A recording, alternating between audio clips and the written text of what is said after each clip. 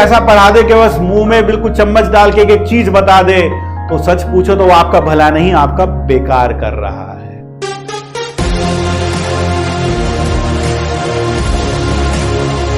एक बार बटरफ्लाई समझते हो ना, तितली का जो बच्चा होता है वो कुकून से बाहर निकलता है। कुकून क्या होता है? एक राजमा जैसा एक शेप्ड का, एक धागे का बना हुआ एक स्ट्रक्चर होता है, उसके अंदर तितली का बच्चा होता है। तो एक छोटी सी लड़की देख रही थी, पेड़ पर एक कुकून लटका हुआ था, उसमें से एक तितली का बच्चा बाहर निकलने की कोशिश कर रहा था। तो वो कुकून को धीरे धीरे तोड़कर बाहर निकलता है। तो जैसे जैसे वो कुकून को तोड़ रहा था, थोड़ा थोड़ा बाहर निकल रहा था, तो हुआ क्या, थोड़े समय के बाद वो बच्चा, जो तितली का बच्चा था, वो उस कुकून में फंस गया, उससे बाहर नहीं निकला जा रहा था। तो लड़की को बड़ी दया आई, उस छोटी सी लड़की को, उसको लगा यार बताओ ये छोटा सा बेचारा तितली का बच्चा फंस गया इस कुकून में।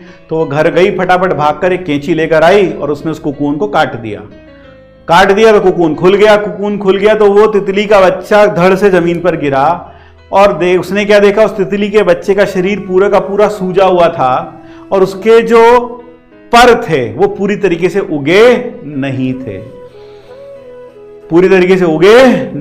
थे। उसको ऐसा लगा शायद उसने तो उस तितली का बहुत भला कर दिया, वो फंसा हुआ था उसको निकाल दिया, उसने एक बहुत अच्छा और पुण्य का काम किया है। लेकिन सच पूछो तो उसने उस तितली की जिंदगी बेकार कर दी, उस तितली के बच्चे की जिंदगी बेकार कर दी। क्यों बेकार कर दी?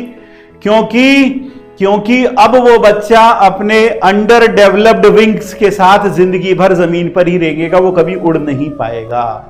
क्यों नहीं उड़ पाएगा? क्योंकि प्रकृति का नियम है कि जब तितली का बच्चा उस कुकून से बाहर निकलता है तो वो फंसता जरूर है। जब फंसता है तो बाहर निकलने की जब कोशिश करता है तो उसका सूजा हुआ शरीर में जो फ्लूइड्स होते हैं, वो भाई छोटा छेद है, उसमें से उसे निकलना है तो वो पिचकेगा।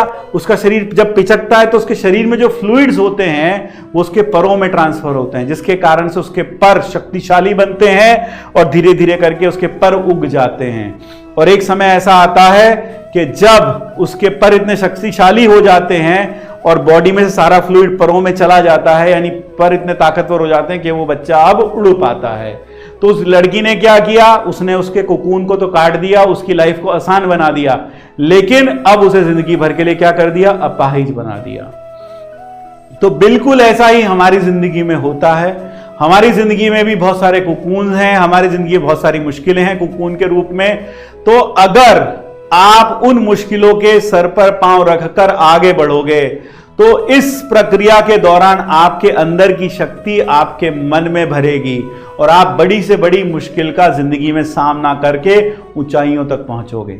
लेकिन अगर आप हर वक्त किसी का आस देखते रहोगे, कोई आएगा मेरी मदद करेगा, कोई आएगा मेरी मदद करेगा, और किसी ने आपकी मदद भी कर दी, तो उसने आपके साथ मदद किया, उसने आपके साथ गलत ही किया। क्यों गलत किया?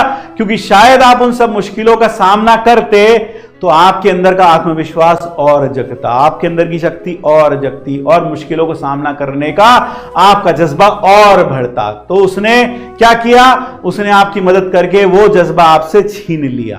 तो यही होता है पढ़ाई में भी जब हमारे सामने कुछ मुश्किल कॉन्सेप्ट आता है, हम सोचते क्या है, कोई आ जाए, कोई बता दे, कोई सब कुछ समझा दे, कोई ऐसा पढ़ा दे कि बस मुंह में बिल्कुल चम्मच डाल के एक चीज बता दे, तो सच पूछो तो वो आपका भला नहीं, आपका बेकार कर रहा है।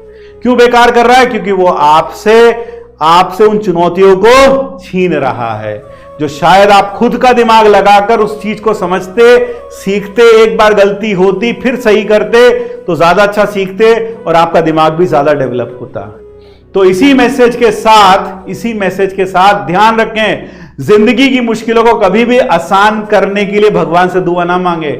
ये सोचें भगवान हमें इतनी शक्ति दो कि हम इन मुश्किलों को पार करके अपनी मंजिल तक पहुंच सके।